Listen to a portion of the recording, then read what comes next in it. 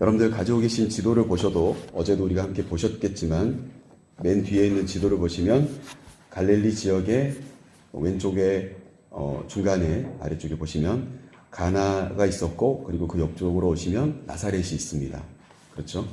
그래서 예수님께서 사셨던 그 나사렛이라고 하는 동네 자체가 갈릴리 해변 쪽에 있는 곳이 아니고 오히려 내륙에 가깝고 한 걸음 더 나아가서 산 쪽으로 조금 더 들어간 그런 언덕이 있는 그런 산 쪽에 있는 지역에 나사렛이 위치한 것을 우리가 확인해 볼 수가 있습니다. 오늘은 사실 본문 말씀 자체가 좀 길고 또 여러분들이 많이 들어보셨을 법한 그런 본문이기는 합니다. 그러나 조금은 살펴봐야 될 부분들이 많은 그와 같은 본문이 아닐까 그런 생각을 해보게 됩니다. 오늘 이 나사렛이라고 하는 말씀을 여러분들과 함께 묵상하며 나누면서 저는 이것이 새로운 사역이 움튼 자리다 그렇게 이렇게 책에 기록되어 있는데 저는 오늘 두 장소에 대한 설명을 여러분들에게 해드리려고 합니다. 첫 번째 장소는 오늘 본 말씀 16절 말씀을 같이 읽으면서 말씀을 우리가 함께 나눠볼까 하는데요. 16절 말씀 우리 같이 한번 읽어보겠습니다. 예수께서 그 자라나신 곳 나사렛에 이르사 안식일에 늘 하시던 대로 회당에 들어가서 성경을 읽으려고 서심해. 오늘 주님이 나사렛이라고 하는 동네에 가셔서 방문한 곳이 있는데 그곳이 바로 첫 번째 우리가 함께 나누고자 하는 회당이라고 하는 장소입니다. 주님이 오늘 가셨던 장소, 첫 번째 장소가 회당이에요. 여러분 성경에 보시면 예수님도 어느 지역에 가시든지 그곳에 있는 회당에 자주 들어가십니다. 왜냐하면 유대인의 남성이기 때문입니다. 유대인의 남성들이 있는 지역에 항상 이 회당이라고 하는 것이 있었어요. 그런데 제가 생각해 볼 때는 이스라엘 땅이 아닌 다른 지역의 회당이라고 하는 장소를 따로 만들기가 쉽지 않았을 것 같아요. 다른 나라라든지 다른 민족들이 있는 곳에서 회당이라고 하는 장소를 따로 마련하기는 참 힘들었을 것이고 도리어 우리 가정 예배 드리는 것처럼 아무개 가정에서 주일날 그러니까 안식일날 함께 모입니다. 그러면 그곳이 회당이 되었겠죠. 그런데 이 회당이라고 하는 장소 자체가 예수님뿐만이 아니라 바울도 전도여행을 다닐 때 먼저 회당이 있는지를 찾아보고 그리고 그 지역의 회당에 먼저 들어가서 그곳에서 하나님의 말씀을 함께 나누던 장소가 회당입니다. 그러니까 바울도 전도여행을 가서 전도를 할 때 가장 먼저 들렀던 곳이 회당이었고 예수님도 마찬가지로 어느 지역에 가셔서 안식일이 다가오면 유대인의 남성들이 함께 모이는 회당에 들어가셨다라고 하는 것을 볼 때 이 회당이 굉장히 중요한 복음의 전초 기지가 아니었을까라는 생각을 해보게 됩니다. 그러면 여러분 이 회당은 언제부터 생겼을까요? 회당은 정확하게 말씀드린다면 바벨론 포로기 때부터 생긴 겁니다. 이스라엘 백성들이 바벨론의 포로로 끌려가서 그곳에서 제사를 드릴 수가 없잖아요. 그곳에서 율법책을 마음껏 읽을 수도 없고 바벨론 문화권에 그들이 들어가서 살다 보니까 마음껏 정말 성전에 들어갈 수 있는 그런 환경이 안 되는 거예요. 성전에 가려면 예루살렘까지 가야 되는데 못 가는 거죠. 결국 그들이 포로로 끌려가서 그들이 우리가 비록 장소는 이곳에 있어야 될 수밖에 없어서 우리가 장소는 성전은 아니지만 그러나 우리끼리 함께 모여서 안식일을 지킵시다. 그래서 유대인의 남성들끼리 모여서 그곳에서 율법을 읽고 기도하고 서로를 권면하고 그리고 함께 정치에 대한 이야기들을 담론하는 그와 같은 장소의 모임이 시작되다 보니까 그게 자연스럽게 회당이 된 것입니다. 그리고 그 회당이 이제 포로기가 다 끝나서 다 돌아오고 회복이 되었지만 그때 그 모였던 그 335 모였던 그 사람들끼리 다시 이스라엘 땅에 와서도 함께 모이게 되었던 거죠. 어찌 보면은 굉장히 좋은 장소였습니다. 영적으로 그들을 터치해 줄 수 있는 아주 좋은 장소였죠. 그래서 어떨까요? 유대인의 남성들은 응당 이제 포로기가 다 끝나고 자유함이 있었지만 그럼에도 불구하고 회당을 없애지 않고 우리는 안식일에 계속해서 여기에서 모이고 절기 때는 예루살렘 성전에 가서 제사도 드리고 이렇게 하는 그러니까 소위 말해서 오늘날로 따지면 구역 예배가 활성화되어 있고 그리고 주일이 되면 본 예배가 또 활성화되어지는 그와 같은 것들을 꿈꿀 수가 있게 되는 거죠. 저는 어찌 보면은 여러분들 뭐 흔히 말하는 셀, 우리 감리교단으로 하면 순, 이런 모임들 있지 않습니까? 셀교회. 그래서 이렇게 여러분 소그룹 활성화시키고 막 제자훈련하고, 여러분 셀교회가 어디 멀리 있는 게 아니고요. 어찌 보면 저는 그 출발점은 회당이라고 저는 생각되어져요. 그래서 여러분, 예수님은 오늘 그러한 회당이라고 하는 장소에 가십니다. 안식일이 되어서. 자신의 고향 나사렛에 갔더니 회당이 있어요. 아마 옛날부터 있었을 거예요. 예수님이 어렸을 때부터 회당이 있었을 겁니다. 그리고 아버지 요셉도 회당에 가셨을 것 같고. 그런데 그런 환경 가운데 예수님께서 또 다시 자신의 고향에 들었다가 회당이라고 하는 곳에 가신 겁니다. 왜요? 안식일을 거룩히 지키기 위해서. 유대인의 입장에서요. 자, 그러면 두 번째 장소는 어디일까? 두 번째 장소는 18절 말씀을 같이 읽으면서 여러분들과 함께 말씀을 나눌까 합니다. 18절 말씀 같이 읽겠습니다. 주의 성령이 내게 임하셨으니 이는 가난한 자에게 복음을 전하게 하시려고 내게 기름을 부으시고 나를 보내사 포로된 자에게 자유를, 눈먼 자에게 다시 보게 함을 전파하며 눌린 자를 자유롭게 하고. 여러분, 이 말씀은 구약 성경을 인용한 말씀이라는 것을 여러분들 성경을 보시면 알 수가 있습니다. 좀 이렇게 속으로 딱 들어가 있죠, 말씀이. 여러분, 저는 이 말씀을 통하여서 주님께서 똑같은 장소이지만 다른 장소를 또 한 곳을 우리에게 소개해 주신 것을 보게 됩니다. 그것은 뭐냐면 주님께서 보내지신 장소입니다. 그러니까 회당은 지금 우리가 이 예수님의 모습으로 살펴봤을 때 나사렛에 있는 회당이 장소이지만 주님이 이곳에 오셨어요. 그죠? 그곳에 오셔서 말씀을 읽으시고 이제 그들에게 하나님의 말씀을 전하려고 하는데, 그러면 이곳이 어디냐? 주님이 오늘 보내심을 받은 곳이다. 소위 말해서 18절 말씀을 통해서 장소는 똑같은 장소인데 주님이 이곳에 딱 오시는 순간 이곳은 뭔가 하나님께서 보내실 만한 장소였다라고 하는 것을 오늘 주님의 말씀을 통해서, 또 주님이 인용하신 말씀을 통해서 우리가 확인해 볼 수가 있습니다. 여러분, 오늘 18절 말씀은 정확하게 이렇게 표현합니다. 기름을 부으시고 나를 보내사.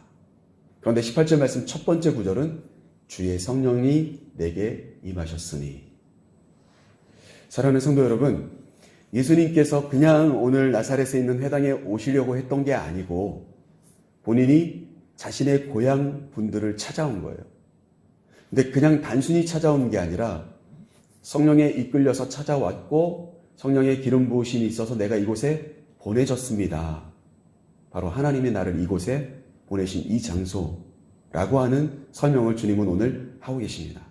그런데 조금 더 확대해 보면, 18절 말씀대로 확대해 보면 가난한 자에게 보내심을 받으셨고, 포로된 자에게 보내심을 받으셨고, 눈먼 자에게 보내심을 받으셨고, 눌린 자에게 보내심을 받았다는 것을 오늘 주님의 입술을 통하여서 말씀을 인용하시면서 우리에게 소개해주고 있으신 거죠.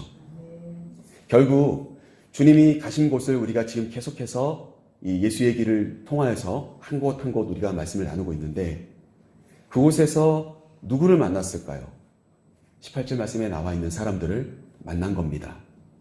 가난한 자를 만났고, 포로된 자를 만났고, 눈먼 자들을 만났고, 눌린 자들을 만나셨습니다.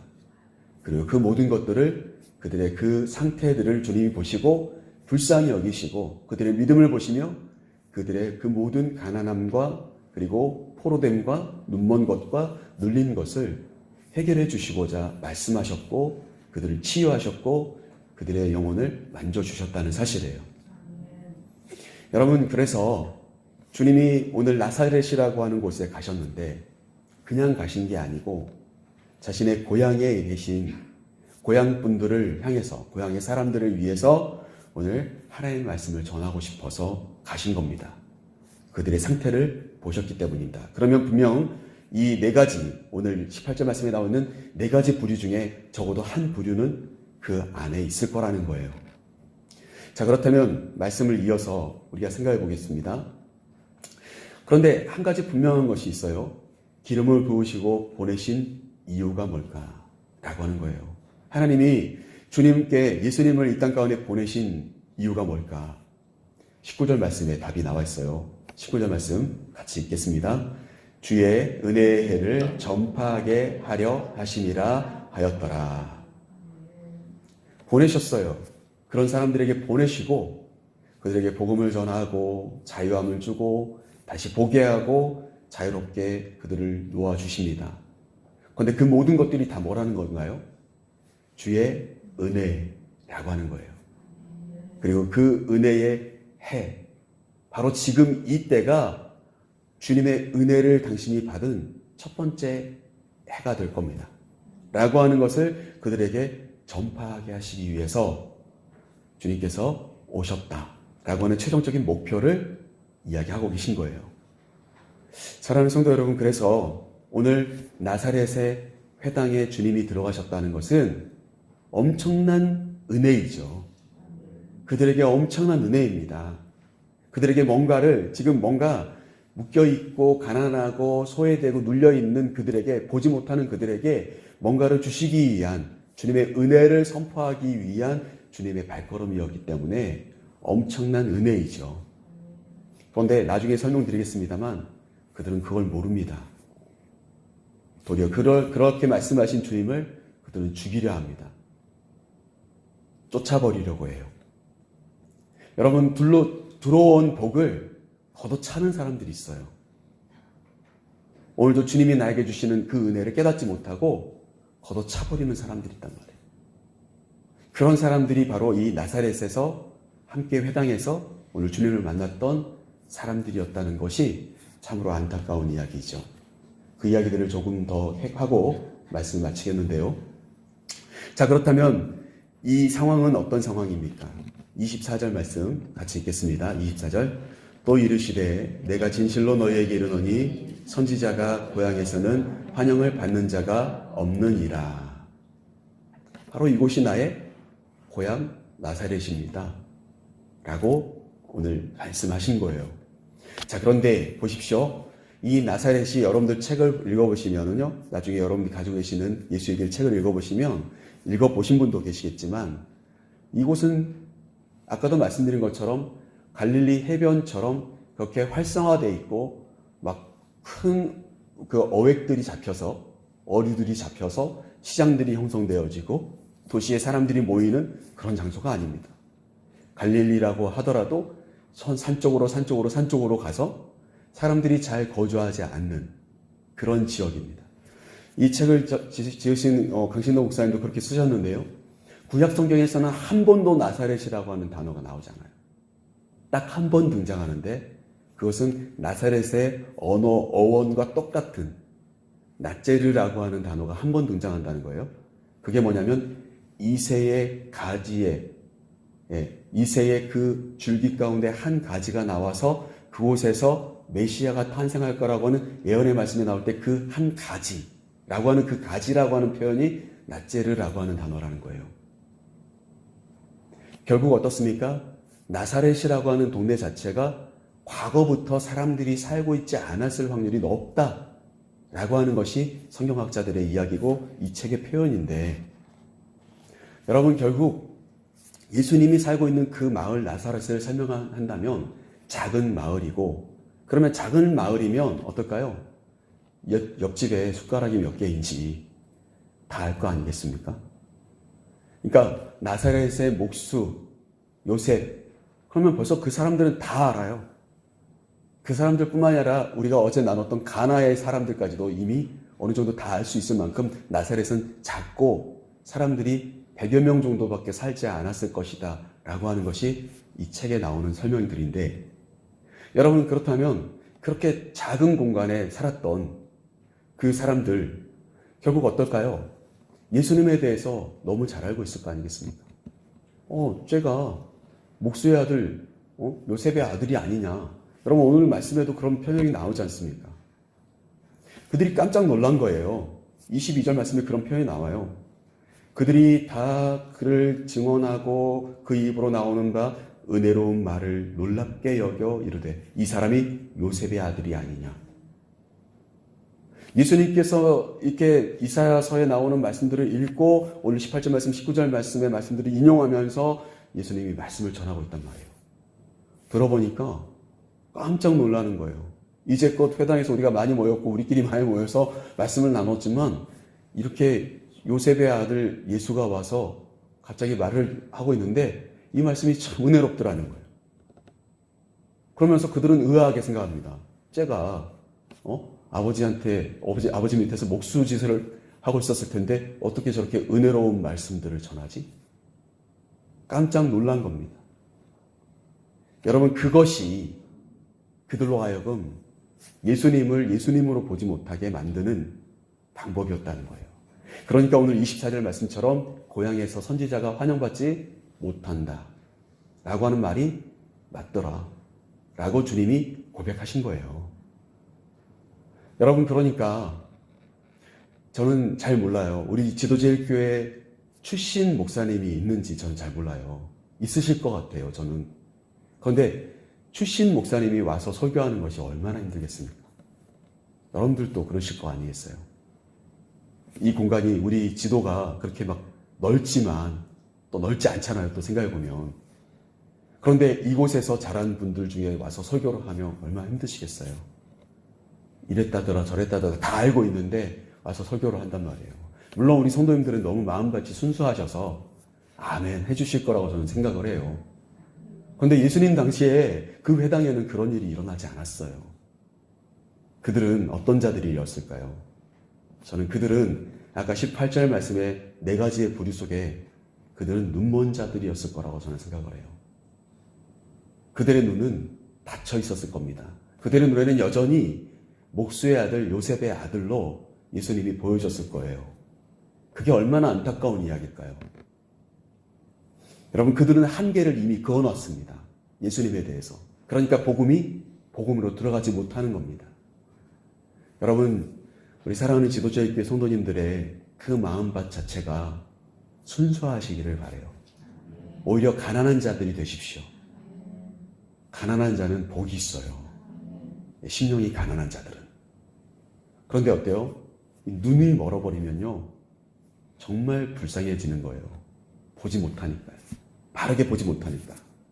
자, 그것이 오늘 우리가 함께 이야기할 수 있는 한 부분이고요. 그래서 예수님께서는 이제 25절 말씀부터 27절 말씀을 통하여서 그들의 상태를 이야기해 줍니다. 간단하게 말씀드린다면 그겁니다. 25절 말씀 통해서 보시면 25절과 26절에서 보시면 엘리야에 대한 이야기를 하시면서 엘리야 시대에 이스라엘에 가뭄이 있었는데 엄청난 가뭄이 있었죠. 근데 그 가뭄을 선포한 사람이 엘리야였어요. 그런데 그 엄청난 가뭄 가운데 복받은 유일한 과부가 있더라는 거예요. 그런데 이스라엘 중에 없었어요. 오늘 말씀의 표현대로라면 26절 표현해 보시면 26절 같이 읽어볼게요. 엘리야가 그중 한 사람에게도 보내심을 받지 않고 오직 시돈 땅에 있는 사렙다의 한 과부에게 뿐이었으며. 그러니까 이스라엘 땅에는 엘리야로부터 은혜를 받은 사람이 한 명도 없었어요. 과부들 중에 어떤 사람도, 과부들뿐만이 아니죠.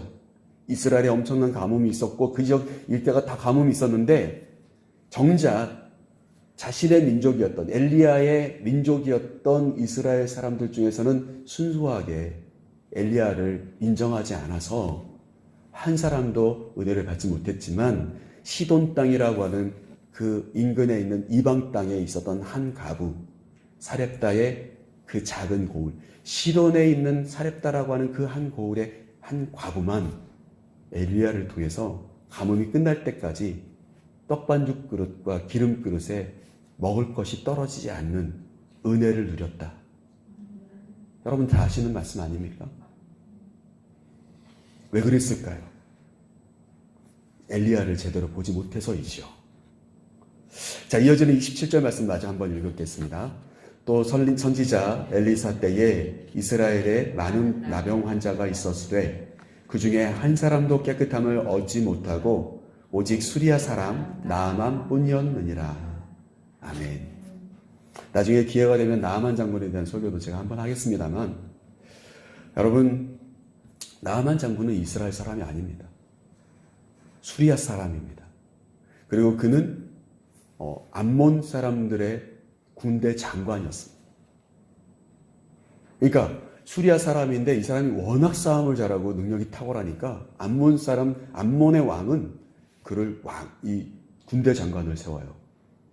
그런데 어떻습니까? 그런 높은 직급이 되자 암몬에 끌려갔던 이방 여인이라고 할 수 있는 유다의 한 여자아이 때문에 나아만이 누구를 소개받아요? 이스라엘 땅에 가면 하나님의 사람이 있는데 그분을 만나면 우리 주인님이 깨끗함을 받을 겁니다. 이렇게 설명을 하잖아요. 그게 나아만 장군이 나병으로부터 치유받는 출발점이었어요. 여러분, 암몬이 이스라엘보다 훨씬 더 강대국인데 그곳의 군대 장관이 내가 나병이 걸렸습니다. 이웃 나라에 가서 부탁하고 그래야 될 상황이 생긴 거예요. 그러나 어떻습니까? 주저하지 않고 가잖아요. 왕의 조소를 받아서 찾아갑니다. 그리고 나아만은 요단강에서 7번 몸을 잠그고 깨끗하여집니다. 그러니까 이스라엘에 수많은 나병 환자들이 있었지만 나병 환자가 치유받았다는 성경 기록이 없지만 오직 수리아 사람 나아만만 눈병에서 깨끗함을 받았다. 이 말은 뭡니까? 자기들이 가지고 있는 진짜 좋은 황금과 같이 보석과 같이 귀중한 것들이 자기들에게 있는데도 불구하고 인정하지 않는 거예요. 하나님께서 파송한 선지자들이 이스라엘에서는 끊어진 적이 없습니다. 여러분, 멈춘 적이 없어요. 구약성경에 수많은 애언서들이, 수많은 선지서들이 왜 나왔겠습니까? 하나님이 보내신 사람들이 계속해서 말씀을 기록하고 그들에게 전하고 그런 삶을 살았습니다. 그럼에도 불구하고 이스라엘 백성들은 멸망당하게 되죠. 왜요? 마음이 완악하여서, 눈이 멀어서. 여러분, 이 말씀을 마치면서 사랑하는 성도 여러분, 나사렛은 주님의 고향이면서 주님이 얼마나 보배 같은 분인지를 보지 못하고 인정하지 못합니다. 그래서 그들은 복음의 출발점임에도 불구하고 복음을 받아들이지 못해요. 그래서 결국 오늘 말씀 끝부분에 보시면 28절, 29절에 그들이 화를 내면서 예수님을 낭떠러지로 몰아서 밀어버리려고 합니다. 그러나 주님은 그들을 피해서 그들 가운데를 그냥 지나가십니다. 이제 다른 곳으로 가시게 되는 거죠. 여러분, 똑같은 일이 발생한 겁니다. 엘리야 때나 엘리사 때와 똑같은 일이 오늘 나사렛에서도 동일하게 발생하고 있는 겁니다. 여러분, 어찌 보면 우리 지도제일교회 안에는요, 보배와 같은 분들이 분명히 가득가득합니다. 우리가 그분들의 값진 달란트를, 여러분들 안에 있는 그 값진 달란트를 여러분 스스로 찾으셔야 합니다. 그것이 분명히 있는데요, 그것들을 우리가 무시하고 우리의 선을 긋고 우리의 그 눈먼 자들처럼 우리가 한계를 그어버리면 진짜 우리는 순수하게 함께 신앙적으로 영적으로 성장하지 못하게 될 것입니다. 오히려 거부하고 그리고 내치고 이렇게 배척하는 자들이 될 거예요. 굉장히 완악한 그런 우리의 상태들이 될 겁니다. 여러분, 우리 안에 있는 이 순수한 복음들, 그리고 여러분들 안에 있는 그 순수한 가치들, 그 달란트들을 주님 안에서 발견하시고, 그리고 우리가 그것들을 긍정적으로 우리가 서로 인정하면서 그렇게 복음 안에서 우리가 한 영 안에서 우리가 함께 모이는 그냥 회당이 아니라 우리 지도주의 교회 교회당이 되었으면 좋겠습니다. 기도하겠습니다.